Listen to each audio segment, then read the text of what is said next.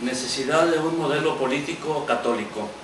De la manera más atenta y con todo respeto, los exhorto a que analicen el siguiente comentario. Si es posible, nos ofrezcan alguna reflexión al respecto. Cristo es el Salvador de todo el hombre, de su espíritu y de su cuerpo, de su destino espiritual eterno y de su vida temporal terrestre. Cuando nuestro Señor Jesucristo nos dejó sus enseñanzas por medio de su vida, con sus hechos, palabras y ejemplos, fue por un periodo muy corto y conciso, pero suficiente para dejar las bases de todo su mensaje doctrinal.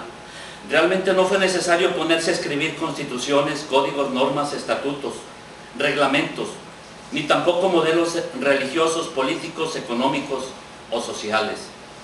En forma personal, no quiso tomar el gobierno por sus manos, ni mucho menos ser guerrillero en contra del poder político establecido, pero sí dejó las bases doctrinales para poder llevar a cabo un buen gobierno, porque en lo social es donde se vive el Evangelio, porque sus enseñanzas están impregnadas de aspectos sociológicos.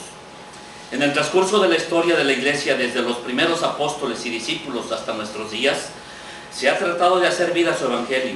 Poco a poco se fue avanzando en la forma de aplicar estas enseñanzas a la vida cotidiana del hombre, tanto en el aspecto espiritual eterno, así como en lo temporal terrestre.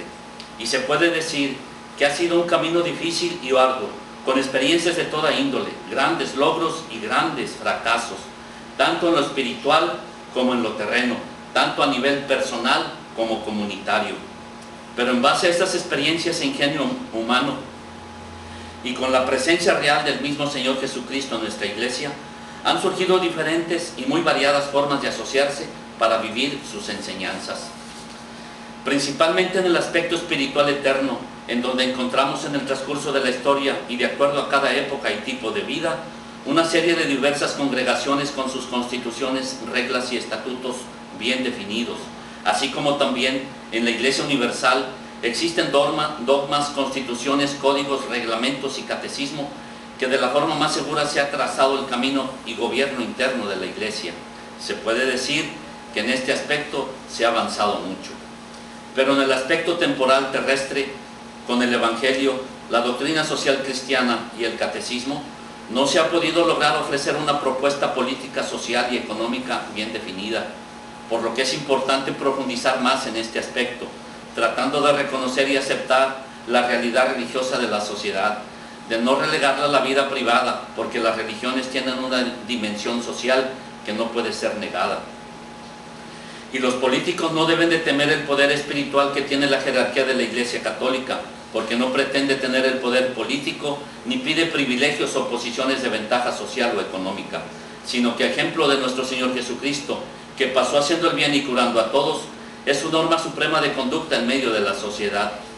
Las relaciones entre la Iglesia y el Estado están basadas en el principio anunciado por el Concilio Vaticano II, según el cual la comunidad política y la Iglesia son independientes y autónomas, cada uno en su propio terreno.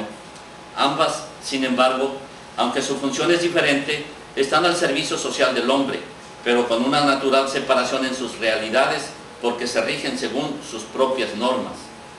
La Iglesia desea mantener y promover un cordial espíritu de colaboración y de entendimiento al servicio espiritual y moral de las naciones. Estamos íntimamente ligados a la mayoría de los pueblos y sería gravemente dañino tratar de debilitar o romper esta unión. Nuestras culturas están íntimamente impregnadas de valores cristianos, por lo que es importante que el pueblo no solo no reniegue de la herencia católica que forma parte de su historia, sino que la custodie celosamente y siga produciendo frutos dignos de su pasado. Confiamos en que, con modelos bien específicos en la política, bajo la sabia y ejemplar guía de quienes la gobiernan, siga desarrollando su misión cristiana en la sociedad actual, ya que puede ofrecer una contribución sumamente importante para que ayude a que se redescubra las raíces cristianas de su pasado y que puedan seguir favoreciendo hoy a la unidad profunda de todos los pueblos. Es verdad que para el cristianismo católico uno de sus principales anhelos es la justicia social, pero la Iglesia Católica no es de izquierda socialista, ya que sus principios están basados en el materialismo ateo. Por eso, es de suma importancia no dejarse llevar por las apariencias del eslogan "por el bien de los pobres", que tan astutamente han utilizado ellos para confundir a las personas de buena voluntad. Ahora, Es cierto también que el imperialismo capitalista tiene como filosofía práctica el poder económico, sustituyendo a Dios por el dinero, ocasionando con esto desórdenes en todos los aspectos y en todos los niveles. También debemos de tomar en cuenta que los católicos somos, como todos los hombres, imperfectos, llenos de debilidades y de errores en nuestros actos, porque no somos dioses, ya que solo Dios es perfecto.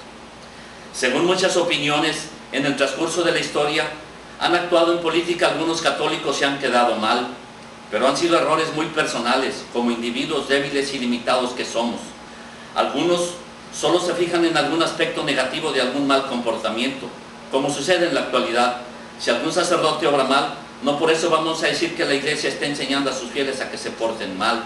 Además, no hay que olvidar que en el transcurso de la historia de la Iglesia han existido muchos grandes santos de una vida excepcional, pero de ellos nadie habla.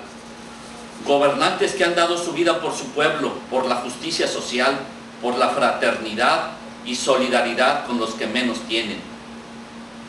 El papel de la jerarquía católica en la política es guiar, conducir y exhortar, evangelizar, con la inspiración doctrinal que le viene de Dios mismo, y así motivar y crear un modelo de partido político bien definido, con sus principios de la doctrina social, establecer estatutos, plataforma política, códigos de ética, programas de acción e incluso tener propuesto un modelo de constitución, código, normas bien específicos, concretos, que establezcan claramente la postura oficial de la Iglesia en el gobierno de los pueblos. No es bueno solo criticar o hacer algunas aportaciones aisladas, viendo los toros desde fuera, sin llegar a mostrar de parte nuestra una propuesta bien definida, específica, concreta y global de todos los aspectos del actuar en la política. Ya es tiempo, no hay de otra. Debemos agarrar el toro por los cuernos, decididamente y de una buena vez, con el auxilio de nuestra apreciable jerarquía eclesiástica, de convocar y guiar a especialistas con raíces profundamente católicas en todos los niveles políticos, sociales, económicos y culturales, para definir una postura clara, con modelos bien precisos, y no tengamos que andar buscando en cualquier tendencia ideológica la solución a los problemas sociales.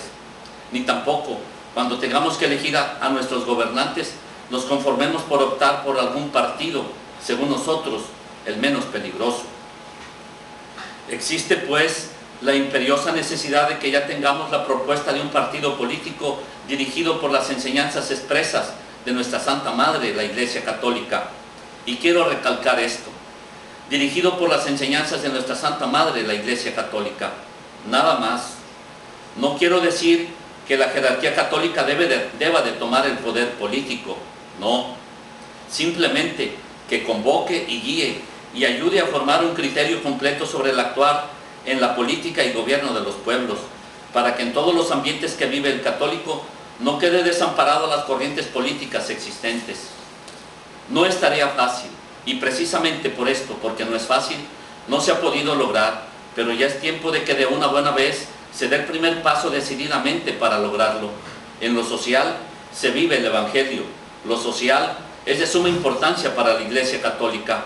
Es nuestra lucha, siempre será nuestro esfuerzo, amar a Dios por sobre todas las cosas y al prójimo como a nosotros mismos. Incondicionalmente su atento y seguro servidor en Cristo el Señor. Que Dios nos bendiga, nos muestre su bondad y su amor, para que recibamos al Dios que viene a salvarnos, y que nuestra Madre, la siempre Virgen, Santa María de Guadalupe, nos proteja y acompañe siempre. Atentamente, José Guillermo Ballesteros Inga.